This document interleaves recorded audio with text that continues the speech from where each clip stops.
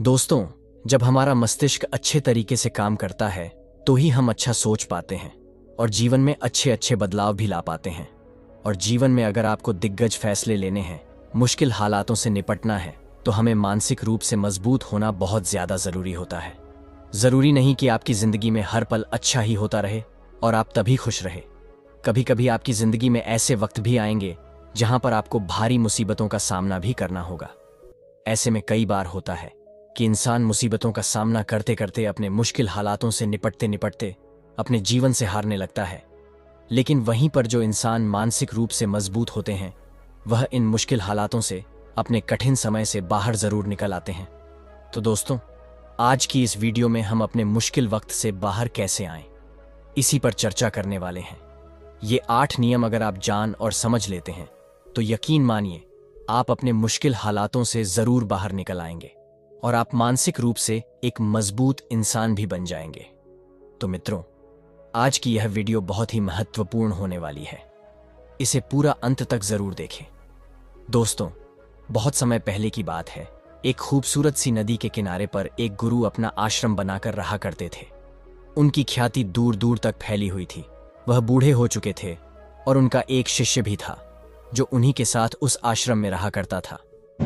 एक दिन वो शिष्य भिक्षा मांगने पास के गांव में गया था। तभी उसने वहां पर देखा कि एक बूढ़े व्यक्ति की मृत्यु हो चुकी थी। यह देख वह शिष्य बहुत चिंतित हो गया। उस मृत व्यक्ति को देखकर उस शिष्य के मन में एक चिंता जाग उठी। वह शिष्य अब यह सोचने लगा कि मेरे गुरु भी अब बूढ़े हो चले हैं। यदि वह मुझे त्याग कर चले जाएंगे तो मेरा मार्गदर्शन कौन करेगा, मुझे रास्ता कौन दिखाएगा, मैं किसके मार्गदर्शन से अपने अध्यात्म की इस सफर को पूरा कर पाऊंगा। वह यही सोचता हुआ वापस आश्रम लौट आया। लेकिन उसने अपने गुरु से कुछ नहीं कहा, पर वह हर दिन अब चिंता में रहने लगा था। वह हर रोज सुबह उठकर सबसे पहले अपने गुरु के पास जाता और यह देखता कि कहीं उनकी सांसें चल रही हैं या नहीं, गुरु जीवित तो है ना। और जब वह यह देखता कि उन गुरु की सांसें अब भी चल रही हैं, तो वह देखकर सुकून की सांस लेता। देखते ही देखते अब यह भय उसके मन की गहराई तक बैठता जा रहा था, क्योंकि उसने बहुत से बूढ़े लोगों को मृत्यु प्राप्त करते हुए देखा था। एक दिन की बात है, वह अपने मार्ग से कहीं जा रहा था। रास्ते में उसे 2 कुटियां नजर आई। वहां से रोने और बिलखने की आवाज भी आ रही थी। शिष्य ने जब वहां जाकर देखा तो उसने पाया कि वहां पर किसी की मृत्यु हो गई थी और वह व्यक्ति भी बूढ़ा था। यह देखकर वह शिष्य अब भीतर ही भीतर बहुत चिंतित हो चुका था। उसे अब यह भय सता रहा था कि कहीं उसके गुरु भी उसे त्याग करना चले जाएं। यही सोचता हुआ वह वापस आश्रम लौट आया। वह चुपचाप एक जगह बैठ गया और अपने गुरु के बारे में सोचने लगा। तभी वहां पर वह गुरु आए। उन्होंने अपने शिष्य को इतनी चिंता में देखा तो वह उससे पूछे बिना रह नहीं पाए। वह गुरु अपने शिष्य के पास बैठे और अपने शिष्य से कहते हैं, भंते, क्या बात है? मैं तुम्हें कई दिनों से चिंता में देख रहा हूं। क्या कोई विपदा आई है? अपने गुरु के इस प्रश्न का जवाब देते हुए वह शिष्य उन गुरु से कहता है, हे गुरुवर, कहने में तो बहुत अजीब लग रहा है, लेकिन मैं जो भी कहना चाहता हूं यह सत्य भी है और मैं इसे छुपा नहीं सकता। मैंने कई सारे बूढ़े लोगों को मरते हुए देखा है और मेरे मन में भी यही भय है कि आप भी बूढ़े हो चुके हैं। इसलिए मैं आपको खोना नहीं चाहता, क्योंकि यदि आप चले गए तो फिर मुझे राह कौन दिखाएगा? आपके बिना मैं अपने सफर को किस प्रकार पूरा कर पाऊंगा? उन गुरु ने अपने शिष्य की मन की इस बात को ध्यानपूर्वक सुना और उसके बाद वह जोर जोर हंसने लगे। इस पर वो शिष्य बहुत आश्चर्यचकित हुआ और उसने उन गुरु से कहा, हे गुरुवर, आप हंस क्यों रहे हैं? क्या मैंने कुछ गलत कह दिया क्या? बूढ़े लोग मृत्यु को प्राप्त नहीं होते? इस पर वह गुरु अपने शिष्य से कहते हैं, भंते, इस दुनिया में मृत्यु का बुढ़ापे या जवानी से कोई संबंध नहीं है। तुझे इस बात की चिंता है कि मैं मर जाऊंगा तो तुझे मार्गदर्शन कौन देगा, किंतु तुमने एक पल के लिए यह नहीं सोचा, यदि मुझसे पहले तुम्हारी मृत्यु हो गई तो तुम क्या कर पाओगे? ऐसी अवस्था में तुम मुझसे मार्गदर्शन कैसे ले पाओगे? अपने गुरु की यह बात सुनकर वह शिष्य आश्चर्यचकित रह गया। वह पूरी तरह से स्तब्ध रह गया और मन ही मन वह यह सोचने लगा कि यह बात तो मैंने सोची ही नहीं। गुरुवर तो सत्य ही कह रहे हैं। मैं तो यह सोच रहा था कि केवल बूढ़े लोग ही मरते हैं, किंतु वास्तविकता तो यही है कि बच्चे और जवान भी मरते हैं और ऐसे में यदि मेरी मृत्यु मेरे गुरु से पहले हो गई तो मैं मार्गदर्शन कैसे ले पाऊंगा, अपनी मंजिल तक कैसे पहुंच पाऊंगा। अब से उस शिष्य के मन में केवल एक ही बात चलने लगी, और वह यही थी कि यदि वह गुरु से पहले ही मर गया तो आखिर वह क्या जानकर मरेगा, आखिर वह क्या हासिल करके मरेगा। वह यह सोच रहा था कि जीवन तो अनिश्चित है, आज है, लेकिन अगले पल कौन जानता है, यह जीवन हो या ना हो। जीवन के बारे में कुछ भी नहीं कहा जा सकता, जीवन तो अनिश्चित है। वो यह सब बैठकर सोच ही रहा था कि देखते ही देखते रात्रि का वक्त हो चुका था और गुरु अपने कक्ष में सोने के लिए चले गए। शिष्य भी सोने की कोशिश कर रहा था, लेकिन इस विचार ने उसके मन में इतनी खलबली मचा दी थी कि वह सो नहीं पा रहा था। वह बेचैन था। आधी रात में वो शिष्य अपने बिस्तर से उठा और उन गुरु के पास जा पहुंचा। उन्हें जगाकर वो शिष्य उन गुरु से कहता है, हे गुरुवर, यह जीवन तो अनिश्चित है, पता नहीं मैं कल का सूरज देख पाऊंगा या नहीं, यह मैं नहीं जानता, और जीवन के बारे में तो कुछ भी नहीं कहा जा सकता। इसीलिए हे गुरुवर, मुझे वह आखिरी बात बता दीजिए जो ज्ञानी लोग अंत में सत्य को प्राप्त करके जानते हैं।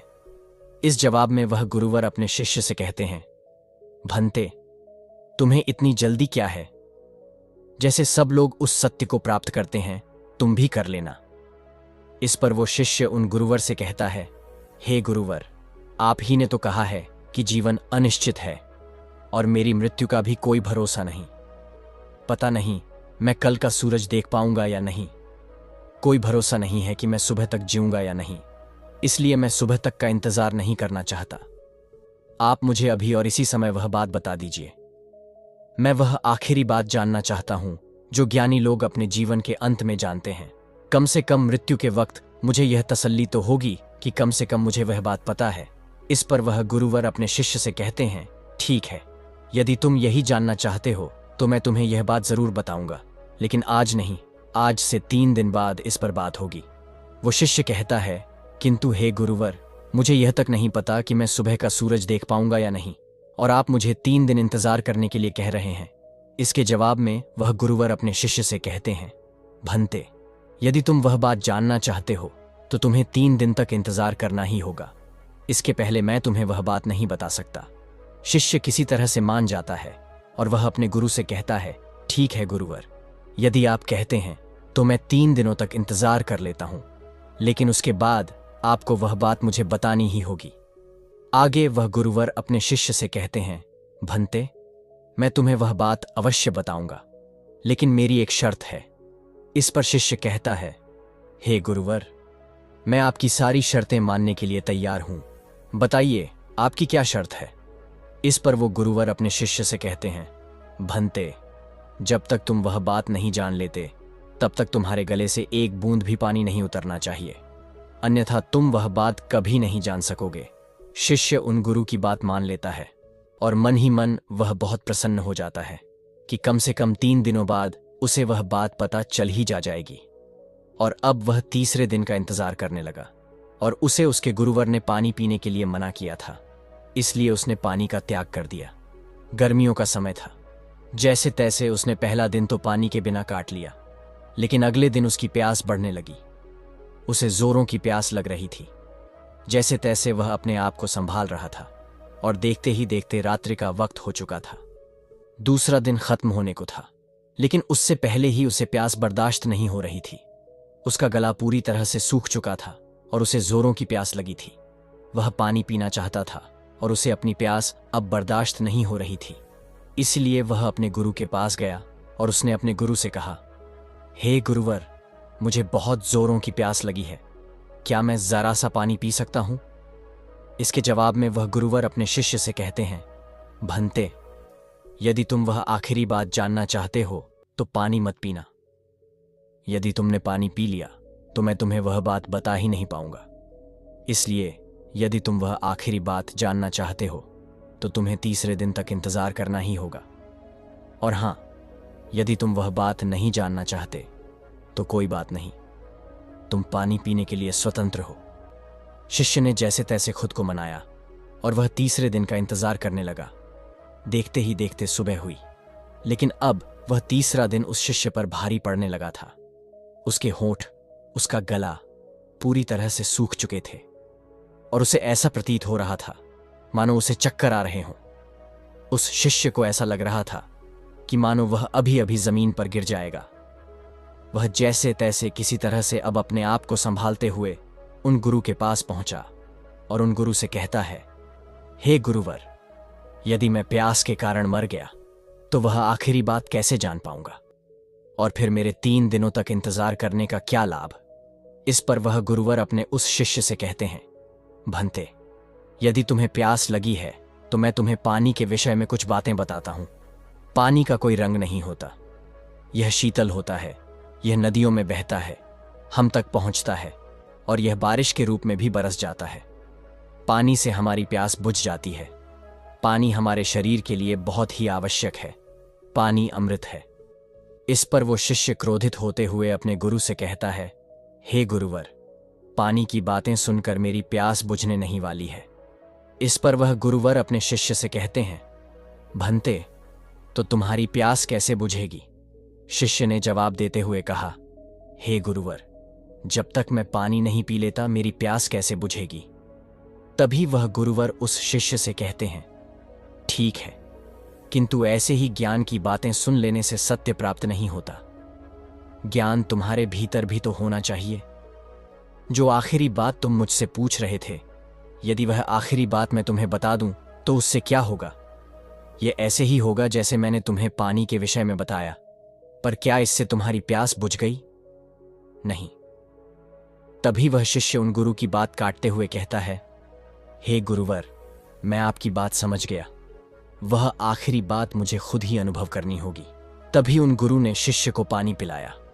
तभी अचानक वह गुरु शिष्य से कहने लगा, भंते, अब मैं बहुत बूढ़ा हो चुका हूं। मेरे पास अब ज्यादा जीवन भी नहीं बचा है। मेरे शरीर में अब वह जान भी नहीं रही, और यह सब मैंने केवल इसलिए किया कि वह आखिरी बात बता देने के बाद तुम यह ना मानकर बैठ जाओ कि तुम्हें सब कुछ पता है।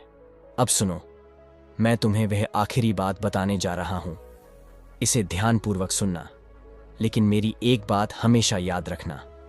जब तक तुम इस चीज का खुद अनुभव नहीं कर लोगे, यह बात केवल तुम्हारे लिए बात रह जाएगी। इसका तुम्हें कोई लाभ नहीं मिलेगा। परंतु उससे पहले यह जान लो कि इस दुनिया में जितनी भी बातें कही गई हैं, वह सब केवल बात बढ़ाने की बातें हैं। कोई भी बात जब कोई कहता है तो उससे कई सारी बातें निकलती हैं।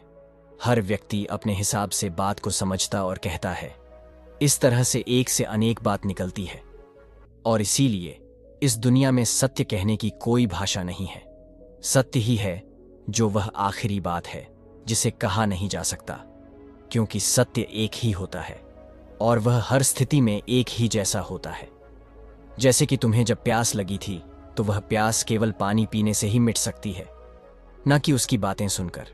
जब तुम्हें प्यास लगी थी तो उसका अनुभव तुम ही जान सकते हो, परंतु पानी के बारे में बातें तो बहुत हो सकती हैं। इसलिए मैं तुम्हें वह आखिरी बात बताने जा रहा हूं। इसे ध्यानपूर्वक सुनना और इसका अनुभव करने का प्रयास करना। आगे गुरुवर अपने शिष्य से कहते हैं, भंते, आखिरी बात जो बुद्ध पुरुष अंत में जानते हैं। इतना कहकर वह गुरुवर शांत हो गए। तभी वह शिष्य उन गुरुवर से कहता है, गुरुवर, कहिए, मैं सुन रहा हूं। आखिर बताइए ना, क्या बात है। शिष्य कई बार यही बात दोहराता रहा, लेकिन उसके गुरु ने कुछ भी नहीं कहा। उस दिन के बाद से उन गुरु के मुख से एक शब्द तक नहीं निकला। देखते ही देखते कई दिन बीत गए, लेकिन अब उस शिष्य को यह समझ नहीं आ रहा था कि आखिर उसके गुरु को क्या हो गया है। आखिर वह ऐसा क्यों कर रहे हैं। आखिर वह कुछ बोलते क्यों नहीं। जब से उन्होंने मुझसे कहा कि मैं तुम्हें आखिरी बात बताने जा रहा हूं, उसके बाद से उन्होंने मुझसे एक शब्द तक नहीं कहा। वह मुझे वह आखिरी बात बताने वाले थे जो बुद्ध पुरुष अंत में जानते हैं, लेकिन उसकी बात से वह चुप हो गए।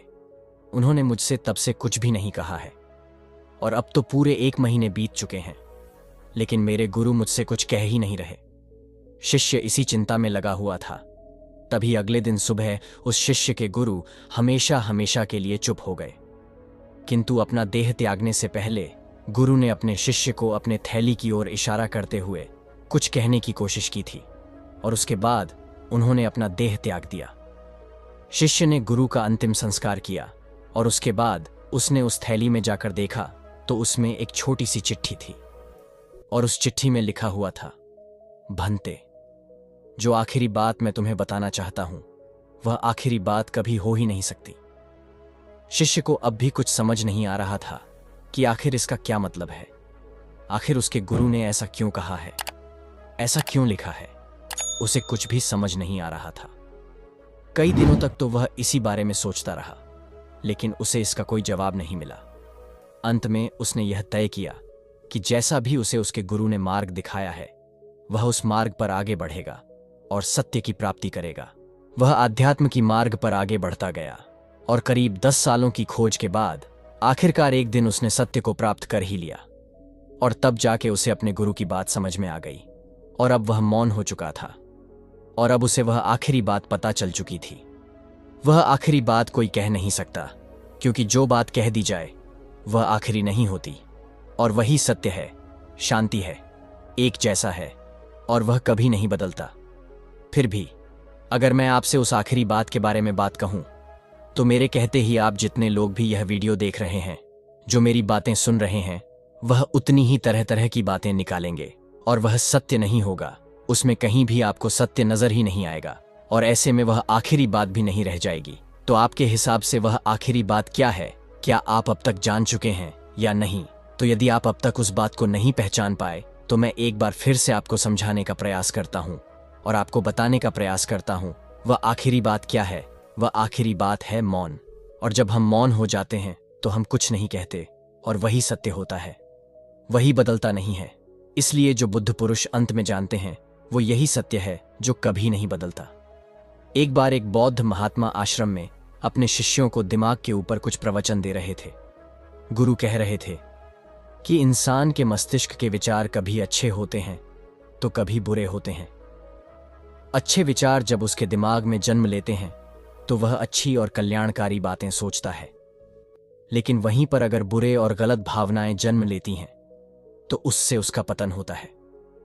तभी उन्हीं में से एक मोहन नाम का शिष्य गुरु से पूछता है कि गुरुवर, क्या कुछ ऐसा तरीका आप बता सकते हैं जिससे कि हम अपने मस्तिष्क को मजबूत और ताकतवर बना सकते हैं, खुद को मानसिक रूप से मजबूत बना सके।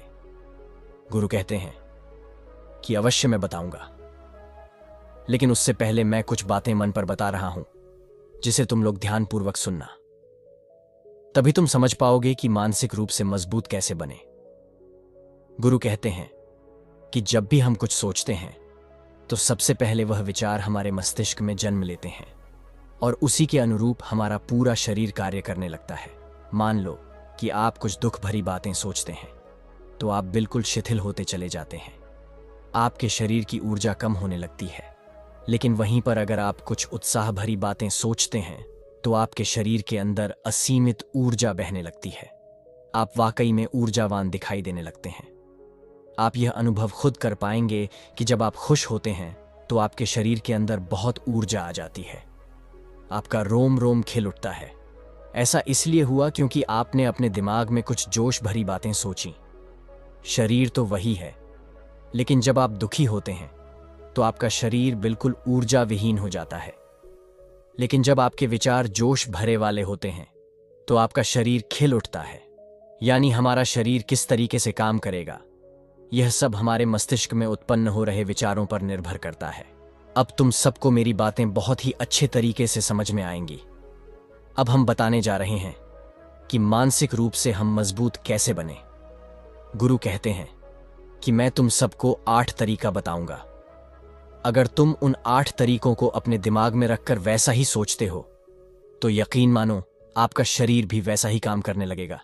जैसा कि मैं पहले बता चुका हूं कि जब आप दुखी होते हैं तो आपका शरीर ऊर्जा विहीन होने लगता है, लेकिन जब आप खुश होते हैं, आपके दिमाग में अच्छा विचार आया और आप खुश हो गए तो आपके शरीर में अच्छी ऊर्जा बहने लगती है।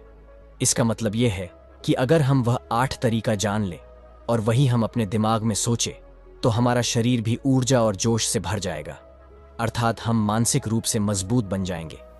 और वास्तव में जब आप मानसिक रूप से मजबूत बन जाएंगे तो आप मुश्किल हालातों का सामना बहुत ही आसानी से कर लेंगे। गुरु कहते हैं कि शिष्यों, मानसिक रूप से मजबूत बनने का पहला नियम है, सुनो सबकी लेकिन करो अपने मन की। गुरु कहते हैं कि शिष्यों, पहले ध्यान से तुम यह पता करो कि तुम्हारे अंदर कितनी क्षमता है। अगर तुम सबको अपनी क्षमता के बारे में पता है तो तुम अपनी क्षमता के हिसाब से कार्य को करो।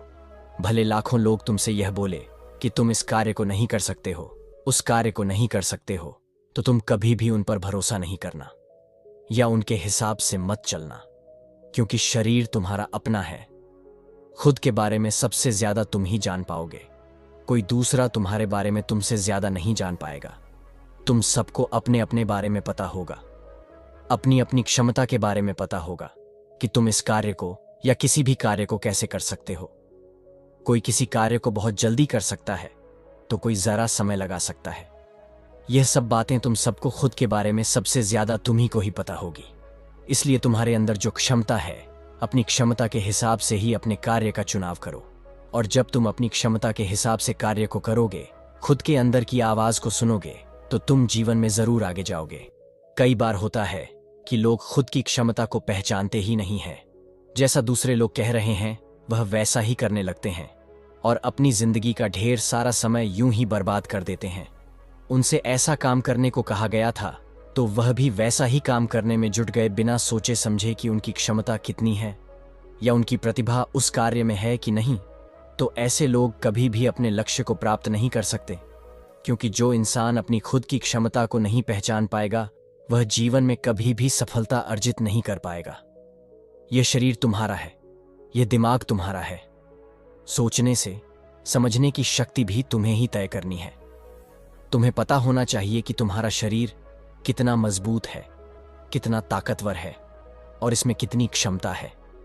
और अगर क्षमता नहीं है तो अपने शरीर की क्षमता को बढ़ाने की कोशिश करिए और खुद के अंदर की खुद की भावनाओं को सुनने का प्रयास करिए और अपनी क्षमता के हिसाब से आगे बढ़िए। दूसरा नियम है मानसिक रूप से मजबूत बनना।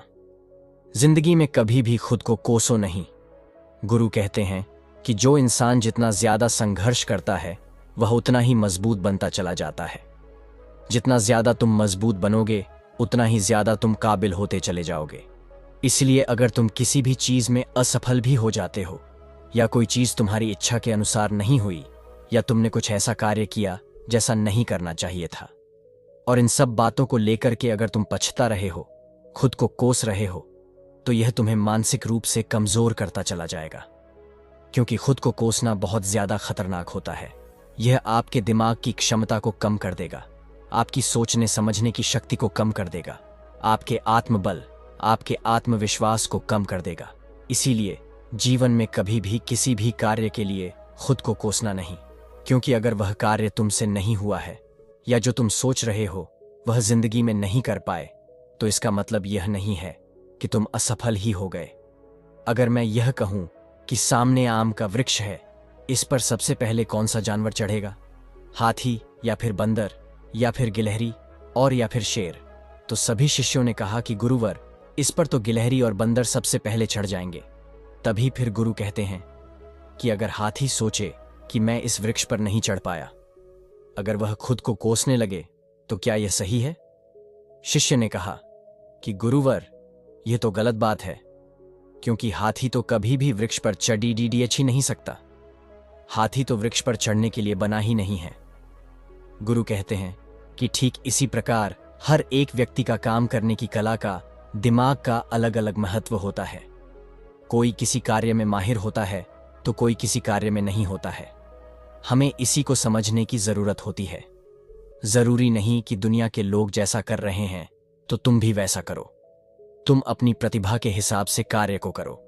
अगर तुम अपनी प्रतिभा के हिसाब से करोगे तो तुम उसमें जरूर सफल होगे। गुरु आगे कहते हैं कि मानसिक रूप से मजबूत बनने का तीसरा नियम है, बहुत ज्यादा किसी से उम्मीद मत रखना।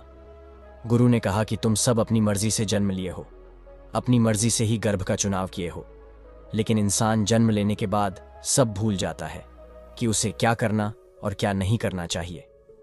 वह किस लिए जन्म लिया था, और जन्म लेने के बाद वह तमाम तरह की वासनाओं से ग्रसित हो जाता है। इस संसार की मोह माया में वह बहुत ज्यादा परेशान हो जाता है। वह खुद को जान ही नहीं पाता, वह खुद को भूल जाता है, और यही वजह रहती है कि वह तरह तरह के लोगों से अपनी बहुत ज्यादा उम्मीदें लगा बैठता है। उम्मीदें दुख का कारण बनती हैं। जिस भी व्यक्ति वस्तु से आपकी उम्मीदें ज्यादा बढ़ जाएंगी, आने वाले समय में सबसे ज्यादा दुख आपको उसी से मिलने वाला है। क्योंकि उम्मीद जहां होती है, दुख भी वहीं पर होता है। क्योंकि आप किसी से बहुत ज्यादा उम्मीद लगा लिए और वह व्यक्ति आपकी उम्मीदों पर खरा नहीं उतरा, तो सबसे ज्यादा दुख आपको उसी से होने वाला है। क्योंकि जब उम्मीद टूटती है तो दुख बहुत ज्यादा होता है। इसीलिए इस सांसारिक, इस भौतिक जीवन में बहुत ज्यादा उम्मीद और बहुत ज्यादा मोह किसी भी व्यक्ति से मत करना। तभी एक शिष्य कहता है कि हे गुरुवर, हम बिना उम्मीद से, बिना आशा से कैसे जी सकते हैं। हम सबके मन में रहता है कि मुझे यह चीज करनी है, मुझे वह चीज करनी है, मुझे जीवन में ऊंचाइयों को हासिल करना है। बिना उम्मीद के तो हम लोग जीवन में आगे बढ़ ही नहीं सकते। गुरु ने कहा कि कुछ पाने की लालसा, कुछ दिग्गज बनने की लालसा जीवन में जरूर आपको ऊंचाइयों तक ले जाएगी। कुछ दिग्गज बनने के लिए लालसा खुद से होती है, ना कि किसी व्यक्ति वस्तु विशेष से। मैं यहां पर लोगों के बारे में बात कर रहा हूं कि अगर तुम यह सोचो कि मेरा दोस्त मेरे साथ हमेशा रहेगा, या आप जो सोचे वह सामने वाला इंसान आपके लिए वैसा करें, तो यह सभी चीजें बहुत ज्यादा उम्मीद और मोह को बढ़ावा देती हैं। बहुत ज्यादा उम्मीद किसी से मत रखना। खुद से उम्मीद रखोगे तो दुख बहुत ज्यादा नहीं होगा, लेकिन अगर दूसरों से उम्मीद रखोगे और वह उम्मीद पूरी नहीं हुई तो दुख बहुत ज्यादा होगा। कई बार होता है कि माता पिता जो अपने जीवन में हासिल नहीं कर पाए, वह चाहते हैं कि वह चीज उनके बच्चे हासिल करें। वह सारा भार अपने बच्चों पर लाद देते हैं। बच्चे उनके हिसाब से चले, उनकी उम्मीदों को पूरा करें। उन्होंने जो अपने जीवन में हासिल नहीं कर पाया, वह काम अब उनके बच्चे करें। और लगभग इस समय तो सभी के माता पिता यही कह रहे हैं। बहुत कम लोग होते हैं जो अपने बच्चों को आजाद रखते हैं। मेरी सभी से गुजारिश है कि अपनी उम्मीदों का बोझ अपने बच्चों पर ना रखें। गुरु कहते हैं कि मानसिक रूप से मजबूत होने का चौथा नियम है कि पहली बार में ही किसी काम में फेल होने से घबराओ मत। गुरु आगे कहते हैं कि शिष्यों, अगर घबराहट तुम पर हावी हो जाएगा तो तुम अवश्य असफल हो जाओगे। अपनी जिंदगी में वह इंसान सबसे ज्यादा असफल होता है जिसे अपने लक्ष्य को पाने का भय रहता है। अगर भय तुम्हारी जिंदगी में बढ़ गया तो तुम्हें वह असफलता की तरफ जरूर ले जाएगा, क्योंकि घबराहट तुम्हारे आत्मबल को, तुम्हारे आत्मविश्वास को हिला देगा, कमजोर कर देगा। और तुम्हारा आत्मविश्वास कमजोर हो जाएगा तो तुम निश्चित ही अपने लक्ष्य को पाने में असमर्थ महसूस करोगे, और यही असमर्थता तुम्हें असफलता की तरफ ले जाएगी।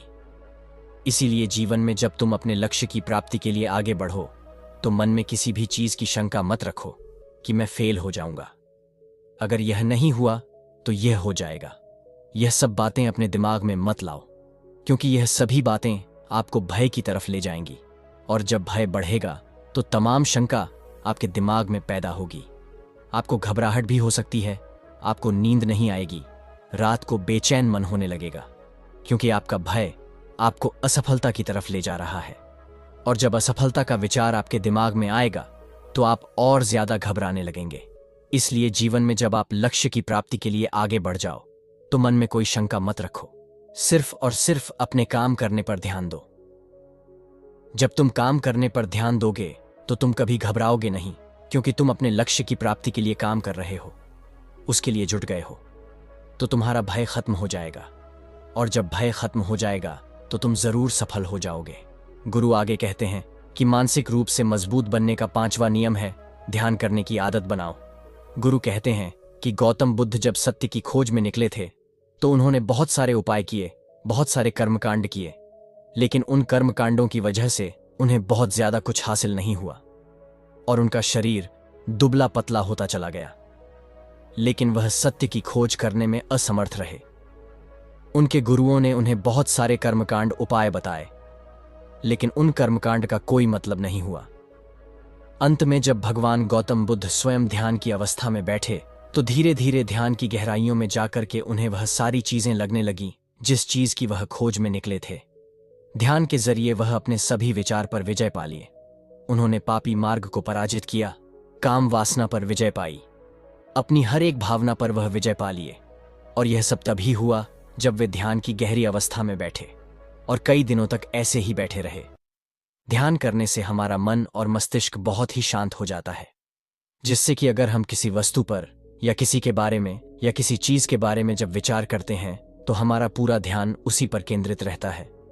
हमारा दिमाग ज्यादा इधर उधर भागता नहीं है और हम चीजों को बहुत ही अच्छे तरीके से समझ पाते हैं। ध्यान ही एक ऐसा तरीका है जो आपके दिमाग को मजबूत बनाता है। बौद्ध भिक्षु अगर किसी बात पर ज्यादा जोर देते हैं तो वह है ध्यान की प्रक्रिया। वे कई घंटे तक बैठे रहते हैं जिससे उनका दिमाग बहुत ही शांत रहता है, उनका मन बहुत ही शांत रहता है, और जिसका मन शांत रहता है वही किसी भी चीज पर अच्छी तरीके से विचार कर सकता है। अर्थात वह मन और मस्तिष्क दोनों से मजबूत होता चला जाता है। ध्यान करने से आपकी सारी वासना आपके नियंत्रण में रहेंगी। आप अपनी इच्छा अनुसार अपनी वासना को अपने वश में किए रहेंगे। गुरु आगे कहते हैं कि मानसिक रूप से मजबूत बनने का छठा नियम है, अपनी ऊर्जा को व्यर्थ में बर्बाद मत करो। गुरु कहते हैं कि तुम सबके अंदर अभी बहुत ऊर्जा है, कभी भी अपनी ऊर्जा को गलत कार्यों में, गलत लोगों पर बर्बाद मत करना, क्योंकि अगर तुम अपनी ऊर्जा को बर्बाद करोगे तो वह तुम्हें बर्बादी की तरफ ले जाएगी। इसीलिए अपनी ऊर्जा को अपने लक्ष्य में लगाओ, क्योंकि अभी तुम सबके पास बहुत ज्यादा ऊर्जा है। अगर तुम सब पूरी ऊर्जा के साथ अपने लक्ष्य पर लग जाओगे तो तुम जरूर सफल हो जाओगे। लेकिन अगर तुम ऊर्जा को गलत जगह पर लगा रहे हो तो तुम्हारी ऊर्जा बिखरने लग जाएगी, और जब ऊर्जा बिखरने लगेगी तो तुम कभी भी अपने लक्ष्य को प्राप्त नहीं कर पाओगे। सातवां नियम है, जो हो चुका है उसकी परवाह करना त्याग दो। गुरु कहते हैं कि शिष्यों, मुझे यह बताओ कि सूर्य किस दिशा में उगता है। तो सभी शिष्यों ने एक साथ जवाब दिया कि गुरुजी, सूर्य पूर्व दिशा से निकलता है। फिर गुरुजी ने कहा कि अगर मैं यह कहूं कि सूर्य पश्चिम दिशा से निकले तो क्या वह निकलेगा? सभी शिष्य कहते हैं कि बिल्कुल नहीं गुरुवर, सूर्य तो पूर्व दिशा से ही निकलेगा, हम उसके स्थान को, उसके जगह को बदल नहीं सकते हैं।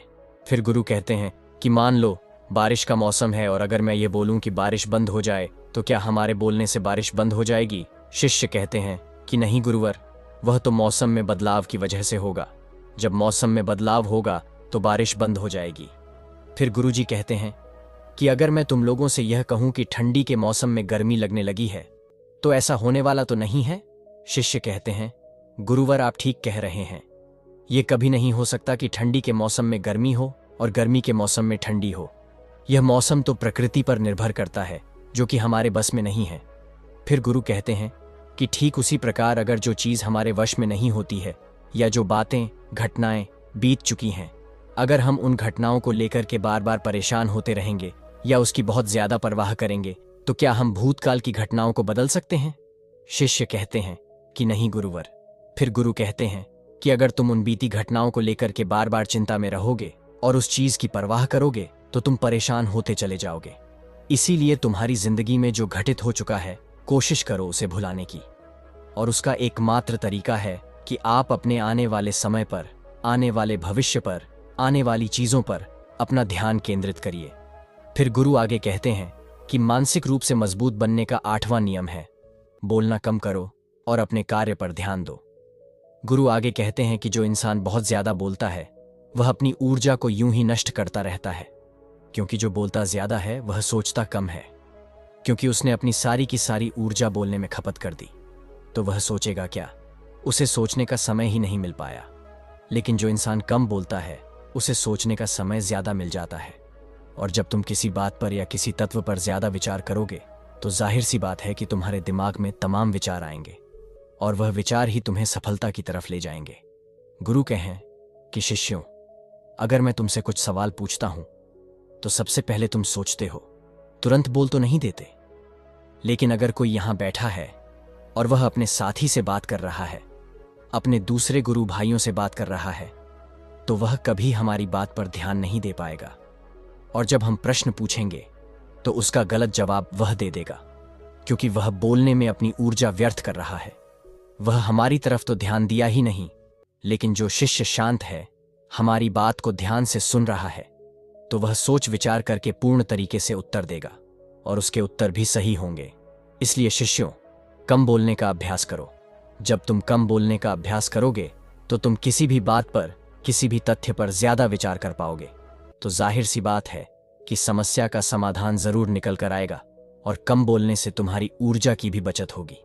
उस ऊर्जा को सोचने में लगाओ, गुरु कहते हैं कि शिष्यों, यह थे मानसिक रूप से मजबूत बनने के 8 नियम। अगर तुम सब यकीन के साथ इन 8 नियमों का पालन अपनी जिंदगी में करते हो तो तुम मानसिक रूप से अवश्य मजबूत बनोगे।